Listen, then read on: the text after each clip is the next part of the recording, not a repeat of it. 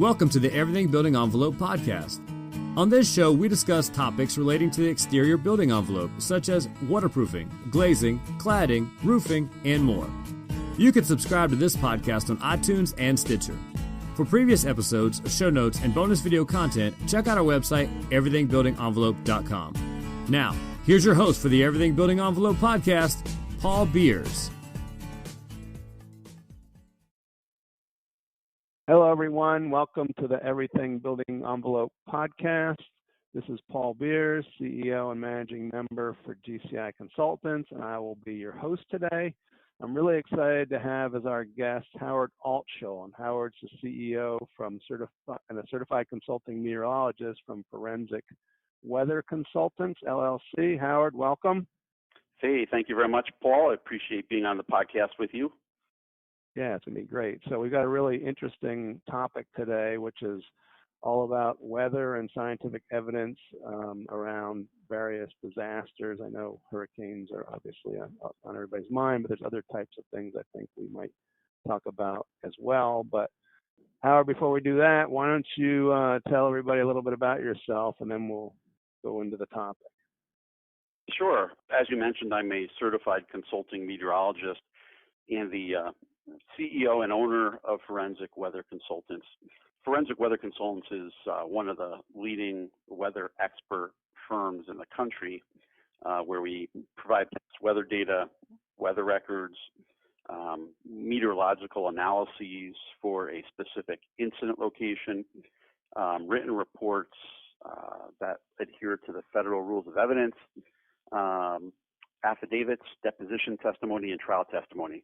It's a lot to digest there, but pretty much we are the go-to people for weather records and finding out what the weather was in regards to some incident or accident, insurance claim or lawsuit. We also do some side projects for private corporations or government agencies, but by and far we're expert witnesses in the field of meteorology. I received my Bachelor of Science degree from the State University of New York in Albany back in 1995, and I obtained and was granted my Certified Consulting Meteorologist designation, which is the highest designation a consulting meteorologist can get, several years ago at an American Meteorological Society conference. My company, Forensic Weather Consultants, we have, including myself, 5 full-time meteorologists, and we're all working on forensics all around the country. And with all the crazy weather, we've been very, very, very busy with many different types of cases, not only from building envelope issues, but to motor vehicle accidents, boat accidents, plane crashes, slip and falls, and everything in between. So Howard, you've I know the answer to this, but I don't know that all our listeners do. Have you testified as an expert in court before?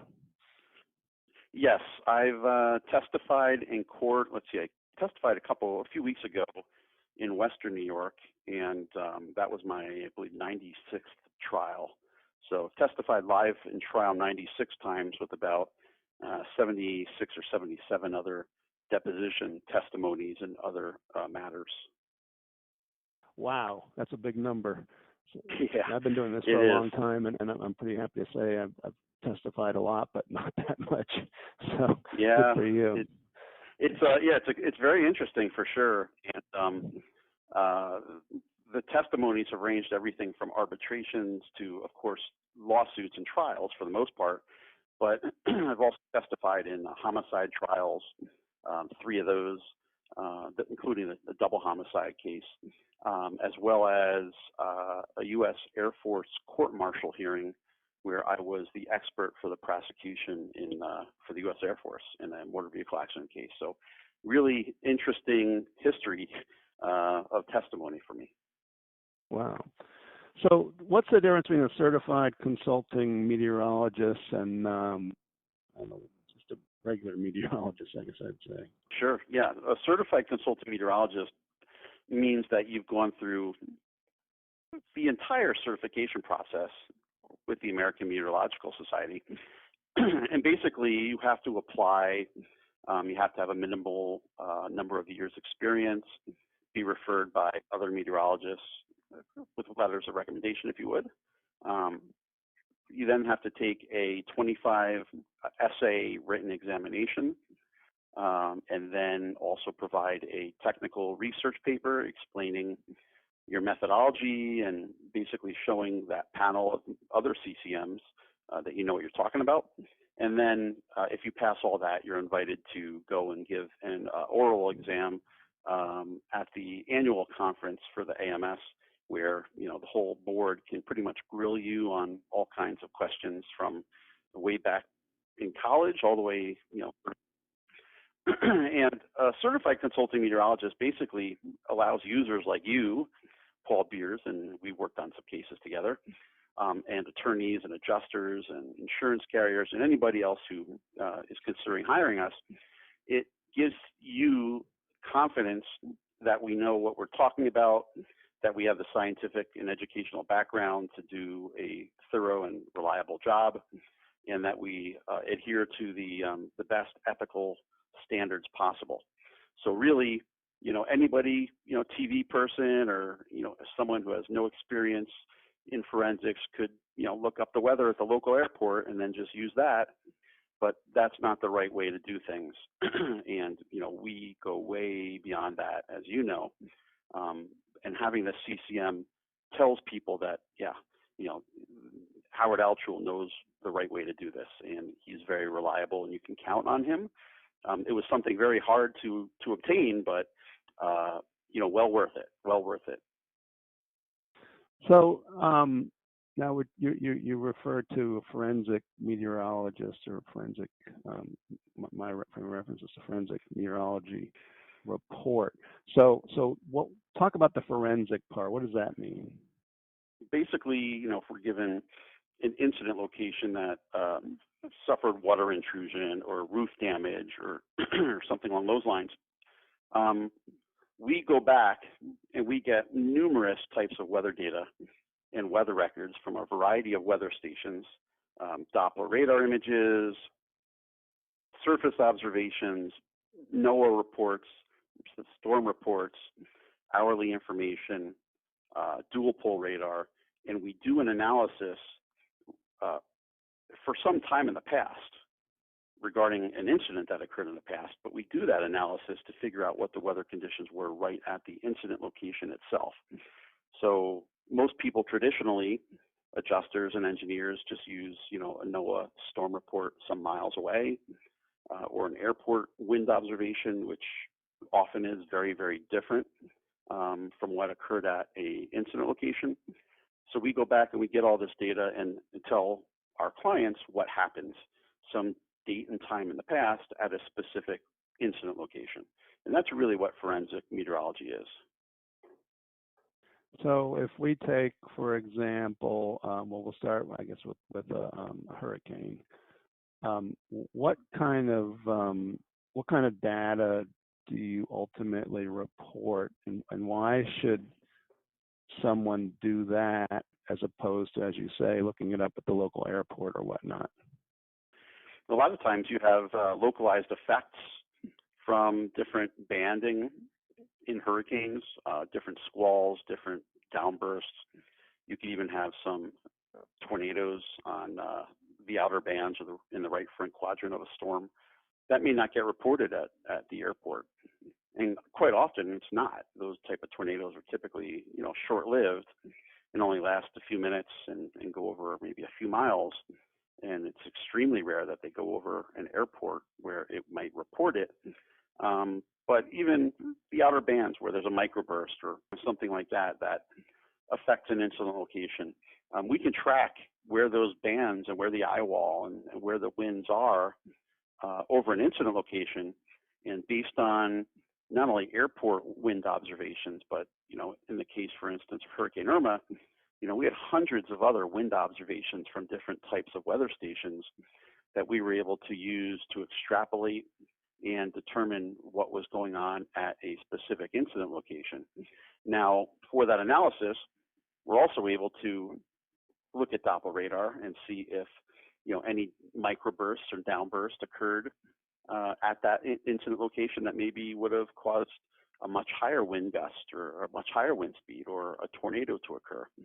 So I'll give you an example, and basically let's talk about, where you might have a storm report from 5 miles away where there was a downburst or a very high wind event, even during a hurricane perhaps. You may not have the outer eye wall go over that property where that wind report was, but it might have gone over the incident location. So, the winds can change speeds very, very drastically over short distances, and that's what we'll find out. Now, in so many of the cases we work on, we see a lot of reports from non-meteorologists that rely on an airport observation or a NOAA report a number of miles away, and many, many times they miss what was actually occurring at the incident location itself. So we're able to button all that up and give a site-specific report. There's been, lots and lots of, issues with storm reports being, not representative of what occurred at the incident location. Hailstorms, for instance, where, $800,000 roof claim at a condo, for instance, was paid by an insurance carrier, and the plaintiff's attorney hired us to try and get coverage for the rest of the buildings for wind damage. And when we pulled up Doppler radar, we found that severe thunderstorm never came within 2 miles of the condominium development. So to this date, the insurance carrier still doesn't know they paid $800,000 for a hailstorm that never actually went over the property, despite what that NOAA storm report said 2 miles away. That's just an example of a needle in the haystack. We'll find that out. Sounds like they should have gotten a forensic meteorology report, huh? Yeah, for $1,000, $2,000 to save $800,000. Yeah, I think that would have been money well spent for them.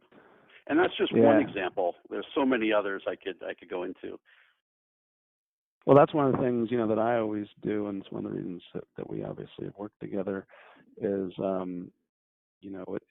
want to know what the conditions are specifically at that site, not some airport 8 miles away. And it gives you obviously a much better basis for forming any conclusions or opinions or whatever.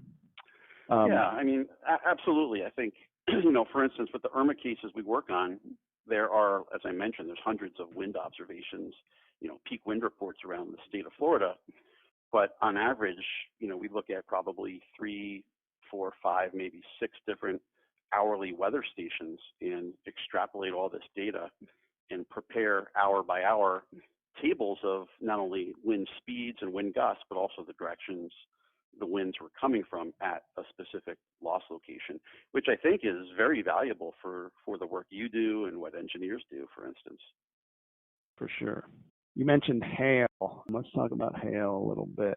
So if there's a report of a hail event, wherever it occurs, what kind of information can you provide around a hailstorm? Well, we can provide, when the thunderstorm occurred, how strong it was, when exactly it was most intense at the actual, loss location or incident location, what the largest hail size was at that property, and also what were the wind speeds like, what were the wind gusts like, did it cause the hail to fall from different angles and different directions, was it being, what was the terminal velocity of the hail as it fell to the ground based on the size and the winds. We can, give opinions in our reports and information in our reports that answer all those questions. And it's very different than, say, a CoreLogic report that's just an automated algorithm. We see that a lot, and we often have a very large difference of opinions with what, some of those automated hail reports show.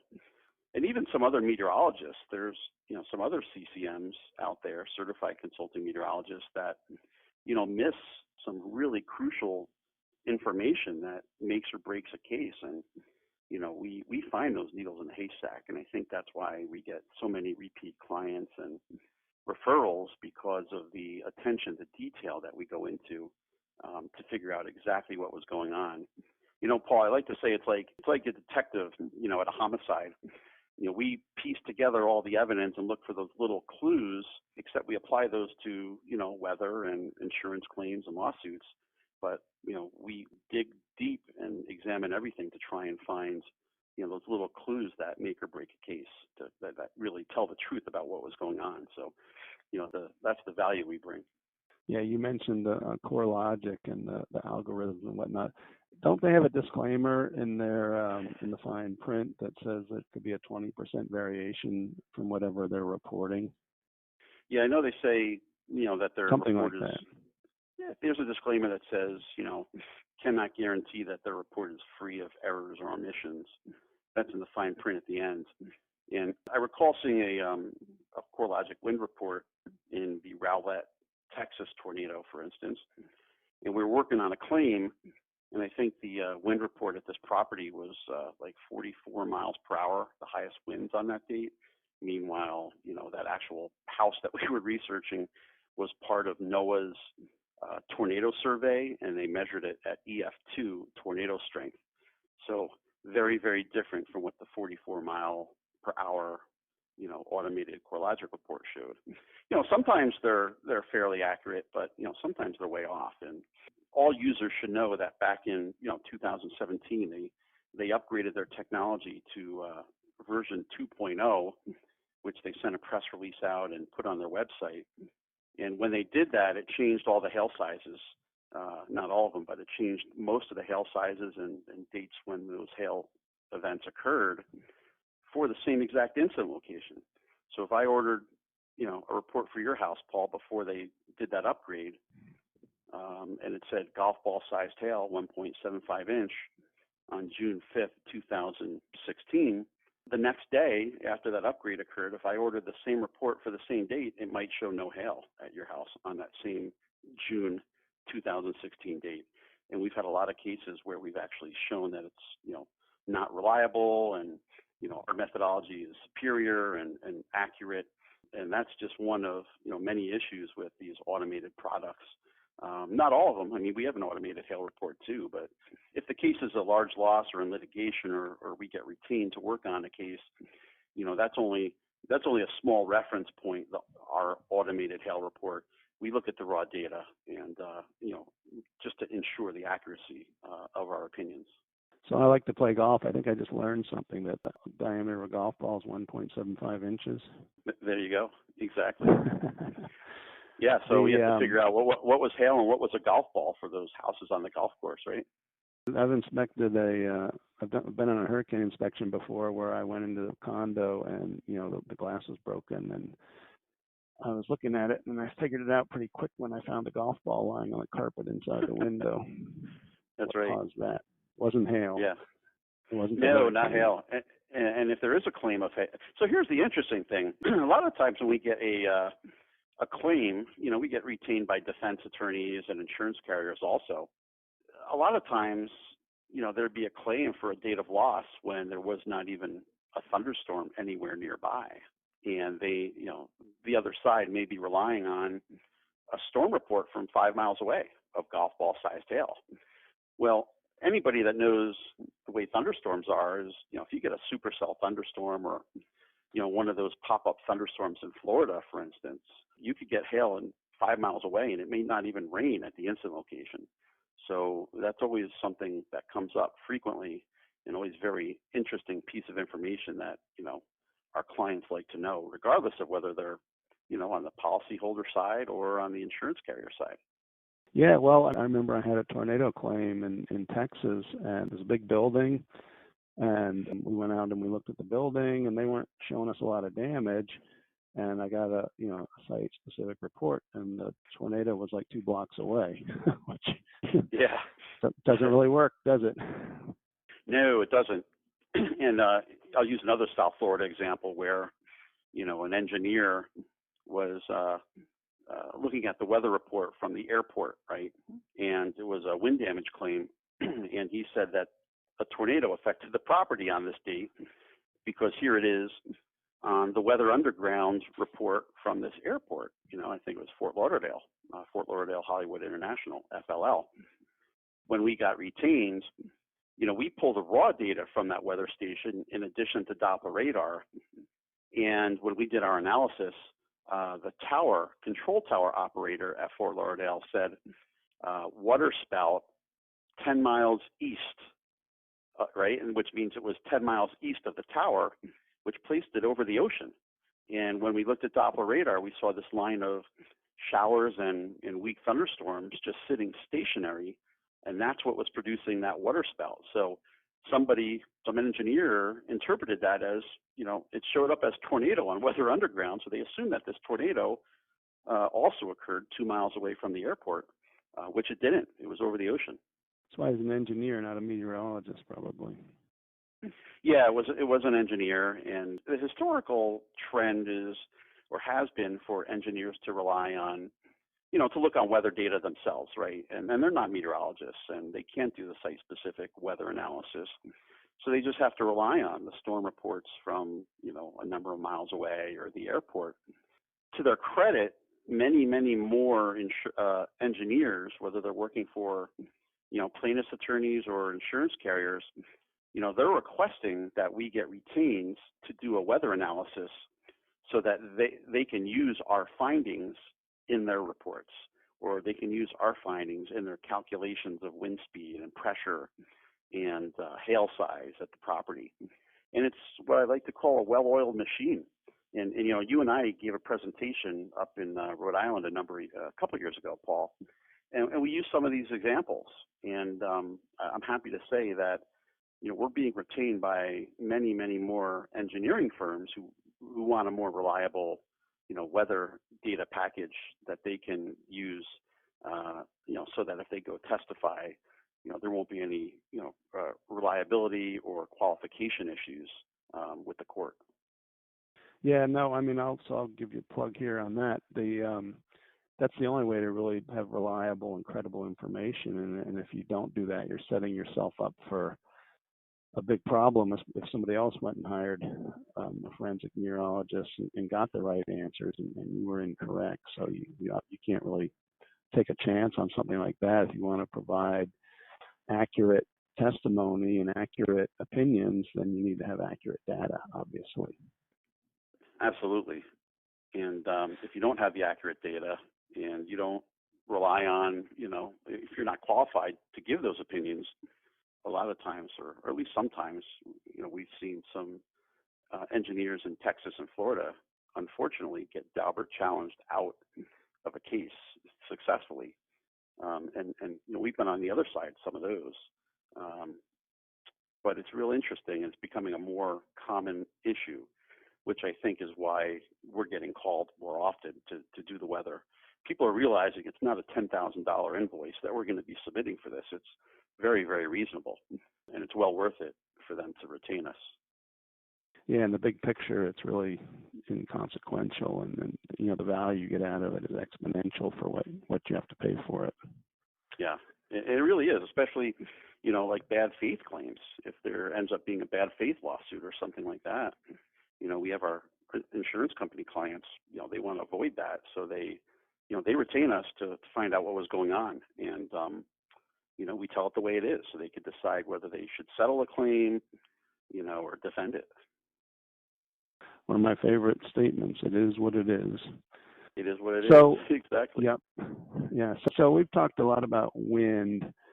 So in a hurricane, wind's not the only hazard, obviously. There's storm surge and things like that. You get involved in that aspect of it as well?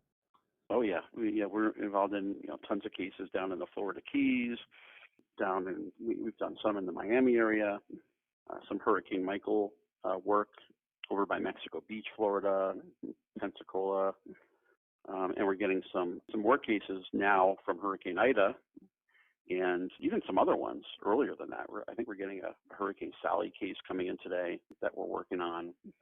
But you're right, it's not just winds.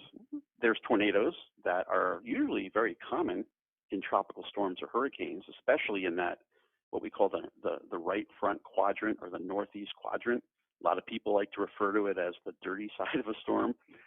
And we have, in addition to that, the storm surge, like you mentioned, and we go back and we'll determine what the storm surge was or the storm tide at the property, and then also determine what the storm tide levels were, how high was the water at the actual house or building hour by hour, and then compare that with what the wind speeds were hour by hour to see which came first, how strong were the winds before the storm tide, reached the property.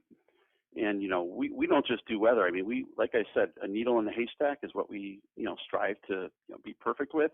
So we'll often request, surveys of a property to find out what the NAVD88 levels are of the property and heights above sea level, above NAVD88, so that we can do those reliable calculations. And, it's worth its weight in gold. We've had some very, very happy clients when they found out what we could do, and basically we proved their case.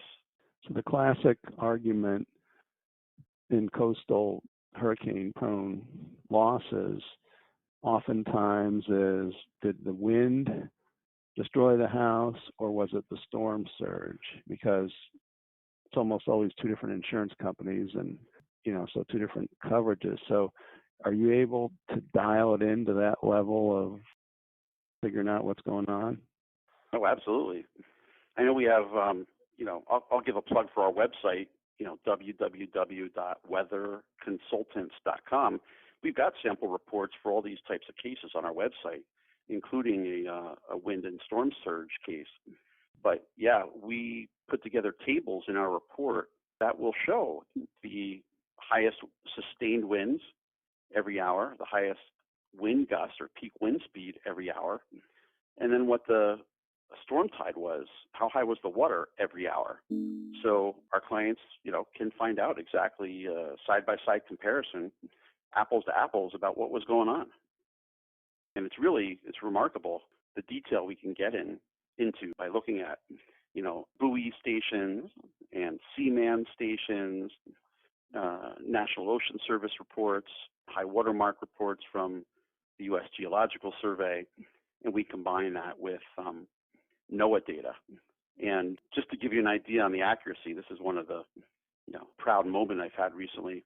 We were working on a case in the Virgin Islands about a month and a half ago, and we found an error in the National Hurricane Center's post-tropical cyclone report that is edited and prepared. So we reached out to them, explained why we think there was an error, and they saying is that we look at a lot of different types of weather data.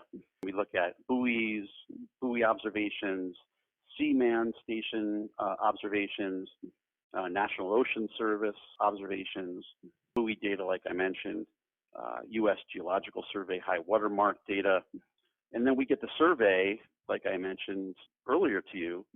We get the survey for each property if it's available to see how high is the cement slab above NAVD 88. And using that, we can figure out, when the water reached that property. And our hurricane reports calculate hour by hour what the sustained winds were every hour, what the highest wind speeds or wind gusts were every hour, and then also what the storm tide level was every hour at the property. So now you have an apples to apples comparison of sustained winds, wind gusts, and what the storm surge or storm tide level was at each specific property. So now you can make, important decisions about what came first. Did the wind come first or the surge or the water? Those are questions that we can answer, and we're involved in a lot of cases where we do that. And our clients are usually thrilled with the attention to detail that we can find and give them with that information. Yeah, that's really cool. I actually didn't realize that you could do that, so it makes a lot of sense. Yeah, and that's like that needle in the haystack that we were talking about. We like to go above and beyond and, find the little fine details that can make or break a case. So, we contact our attorney clients and we say, hey, can we have a copy of the survey? And sometimes they may not even have it, and they'll go, get it from the building department, give it to us, and then it's extremely useful. So that's just an example of what we do with the wind and versus water storm surge cases. So let's shifting gears here. Last year there was an event that I had never heard of in Iowa, and I'm going to try not to mispronounce it. A derecho? Yeah, Did I get that right? derecho. Derecho, close. Yeah. And like I sort of know now, but I was saying to myself, what in the heck was that? I know it had 100 plus mile an hour winds. So what was that all Yeah. about? I know you've worked on some cases there also. Yeah, we're doing a lot of cases in Iowa, and that derecho actually, moved across the northern plains there, across the Great Lakes, down into the Midwest. And basically, a derecho is, well, we have a couple things. You have a small thunderstorm that can produce a downburst or wind damage over maybe a 1 or 2 square mile area. Then you have, for instance, a bow echo, which is an arcing line of precipitation and wind that often has, colder, stronger winds coming down from the upper atmosphere and pushing, crashing to the ground and then pushing that precipitation outward. That can give you a large area or a larger area of wind damage. And then you have a derecho, which is a much larger scale wind event. It's very widespread. It's long-lived. It usually lasts for, over a number of states as a well-organized continuous system. And it just produces, large areas of wind damage and destruction. Usually the wind damage swaths extend over 240 miles. So it just gives you an idea of how big an area these derechos can occur. And usually you need a very unstable atmosphere with, high temperatures, high dew points, very high, what we call CAPE, which is convective available potential energy. And you need good dynamics to kick off those thunderstorms. And once you get the perfect ingredients and strong winds aloft, you get these thunderstorms that form. They form into a line, and then they just organize into a derecho and last for many, many hours, 12, 18 hours, as they sweep across many states. And in Iowa, they got hit really, really hard, like you said, over 100 mile an hour winds. So we're involved in a lot of cases there where, certain structures were rated up to a certain wind speed. And even if they were rated up to 125 miles per hour, we find in some of those instances that the winds only gusted to 100 miles per hour. So now you have is it a product liability, defective product case, subrogation case, all those things come into play. And, knowing what those wind speeds were, even if it's 100 miles an hour, can be very important to our clients. Yeah, 100 mile an hour is pretty good, pretty intense winds. Oh yeah. Yeah, but if you have windows that are, rated in a high rise to 125 miles per hour, for instance, or, a radio tower or, some sort of structure, and it doesn't get that high and it's damaged, then, that's, that becomes an issue according to what our clients say. Now, as you know, we're not engineers and we don't pretend to be engineers or building consultants or experts. So we wouldn't determine, whether the damage, was caused by those high winds. We would just give the opinions about what the wind speeds were, what the weather conditions were, what the wind gusts were, and then let some, expert determine, should the windows have been sustaining that kind of damage or not. But again, it's a well-oiled machine, like we talked about before. We provide the weather, you provide the building envelope, information and the structural information, and the attorneys put that all together, or the insurance carriers put that all together and have a nice case. Then the argument begins. Yeah, exactly. And when you have when you have these really reliable reports that we've been discussing, it's really hard to rebut them. It's really hard to say no if you're relying on, solid evidence and, as we say, sound scientific principles in the field of science. And that's 1,000,000% correct. If you have, I always say, try to overwhelm the other side with the facts. And, if you've got the facts and you've got it right, then obviously, that's going to present a clear picture and credible picture of what you're trying to present. Mm-hmm. Even if you're called to be deposed, and right from the get-go, you're relying on solid data and solid methodology, you'll be fine. And usually the person deposing you is going to see that you know what you're talking about, and oftentimes, some decisions are made about, cases after those depositions. So it's important to know what you're talking about and have, reliable foundation, as they say. And conversely, if you don't have it, you could get burned. You can get burned or thrown out of a case, and that wouldn't be so good for your credibility. Let's put your expert hat on for a second here, and I know you've mentioned, doing the site work and reports and depots. So what does a full-scale expert witness assignment typically look like for you as far as what you need to do, and what were the things that happen along the way? Well, we often get retained either by a public adjuster or an engineer or an attorney, and they have a date of loss, and they need to know what the hail size was on that date of loss at this property. And we start off by getting lots and lots of different types of weather data, surface observations, airport observations, mesonet wind readings. Then we get Doppler radar images. And incidentally, Paul, we plot each incident location that we're retained on. We plot it on top of the Doppler radar images that are taken or processed every 1 to 5 minutes or so. And so we're able to see exactly where the storms moved, if they went over the property, how strong they were. And not only just, looking at the normal radar, like what you see on TV during the weather, but we have many different radar products like base velocity, which shows us winds. We have differential reflectivity that shows us shapes and hail in a thunderstorm. We have correlation coefficient that those radar images are color-coded, and they show us what's up in the atmosphere.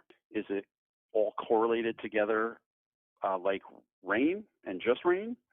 Or if it shows us a different value within a certain threshold, it may be showing that there's an area of hail or debris in a tornado that shows up on correlation coefficient.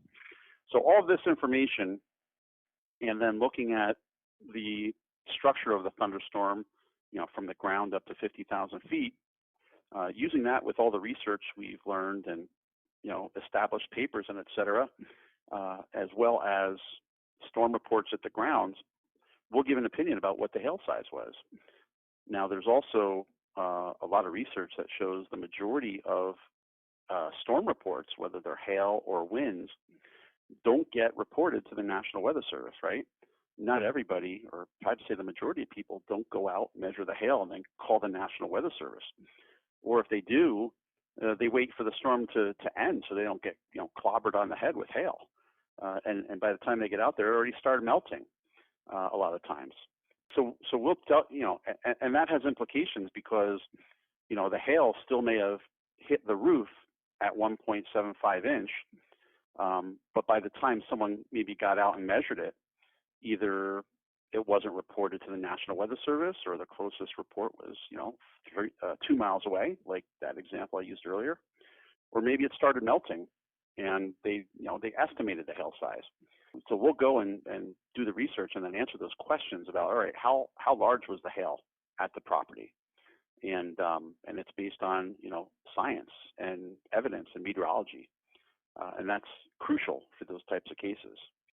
Once we report back to you or our client with our findings, in addition to, what the wind speeds were in that same thunderstorm, was the hail coming from different angles, a lot of times we're asked to prepare what we call a Federal Rule 26 type report, which basically follows the guidelines of federal court. So our expert reports are, in admissible format, and, everything's, relied upon and lined up the way it should be for use in those types of cases. And then those reports are usually given to engineers or the other side, or exchanged to whatever party it may be. And that's kind of the way we do these analyses for each case. And that could be applied to hurricane cases, wind cases, rainfall cases, flooding cases, wildfires, all kinds of different things. Have you ever been subjected to a Daubert challenge? I have a few times. I think 3 out of guess this, three times out of 7,000 cases that I've worked on, and never successful. And I found that a lot of the times, unfortunately, it was an attorney's last-ditch effort to try and get me removed from the case because they knew their case was in trouble. And when the judge denied the motion, the case is settled almost within a couple days for a very, very, very large sum. Yeah, so Daubert is now the standard for experts in Florida on all cases, not just federal court. So Daubert challenges are flying all over the place now. And some engineers, unfortunately, there's some, reputable ones that are well known that have gotten, thrown out just recently on Daubert challenge. And I know that because we were involved in that case, and there was an engineer playing meteorologist, and they had their facts all messed up. Said a tornado affected a property, except the tornado was like 3 miles away from the house, and the tornado itself was only 100 yards wide. So it would have to be a 3 mile wide tornado for it to affect the house. And this was in the engineer's own report, talking about radar and all these things. So that unfortunately didn't end up well for him. Well, probably deserved it if you're putting incorrect information in. So I've had the Daubert thing myself, and it's actually a feather in your cap when you go through it successfully. It's kind of like a validation that you did things right. I had a competitor recently bragging that his company had never been Daubert challenged, thinking that was good, and it's really not. You want to be battle tested, and it's just part of the process. Right. Nothing to be ashamed of if you get Daubert challenged. Now, if you get kicked out, there's some shame involved there, I think. But yeah, absolutely. There is. But to be Daubert challenged, like you said, it's a feather in the cap.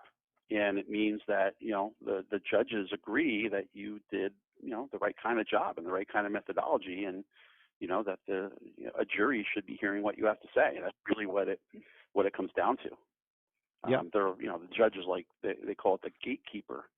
And as long as we, as experts, can explain, what was going on, and we're qualified to explain what was going on, we use the right methodology and the right types of data, then we're deemed qualified to to tell a jury or the court what our opinions are, and then they can make a decision about whether if there's coverage or not coverage, whatever they do in the jury box for civil cases.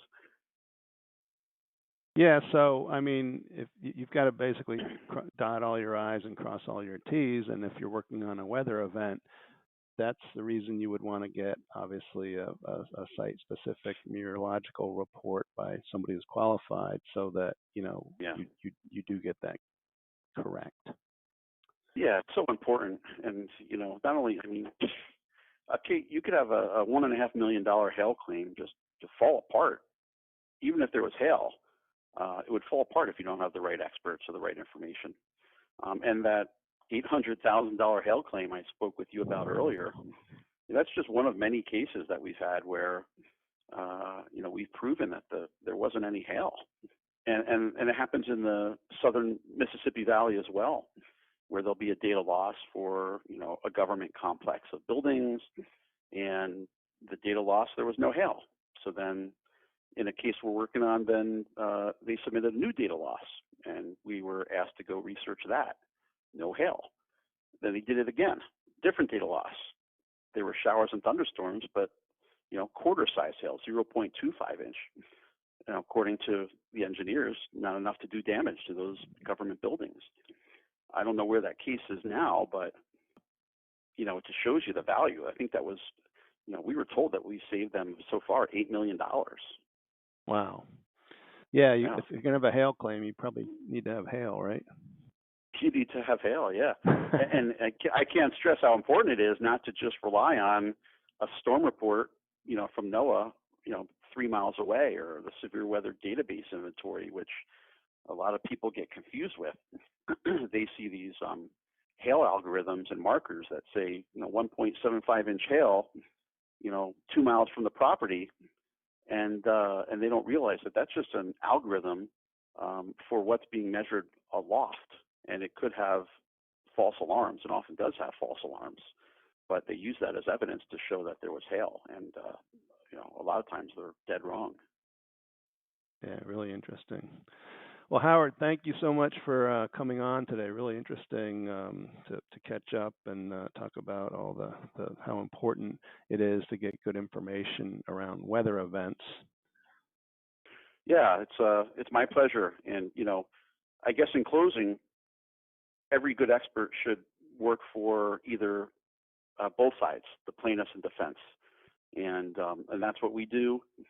We often get called by both sides of the same case. So I think that's a feather in our cap as well. That's something all professionals should, hang their hat on and be happy about. So we're happy to provide this service and just tell what the weather was, as I say. So if somebody wants to get a hold of you or hire you or your company, how would they go about doing that? Give us a call. Our office number is 518-862-1800. Again, 518-862-1800, or send us an email, admin@weatherconsultants.com, or just go to our webpage and it has all the information right there. Or they could call you, Paul, and you could give them our information. They could. Yeah, that's right. Yeah, we always enjoy working with you. It's nice to have, different professionals working on the same case. It's it always works out good, and you're always a great person to work with. So we appreciate. Likewise. We appreciate the work. Yeah. Thank you. Thanks again for coming on. And I'd also like to thank everyone for listening to our podcast today. And if you want more information about our company, GCI Consultants, you can find it on our website at www.gciconsultants.com, or you can give us a call at 877-740-9990. Thank you once again. I look forward to talking with everyone the next time on our Everything Building Envelope podcast. And this is Paul Beers saying so long. Thanks for joining us today. Please subscribe to this podcast on iTunes or Stitcher. For more information on the Everything Building Envelope, previous episodes, show notes, bonus video content, and much more, check out our website, everythingbuildingenvelope.com.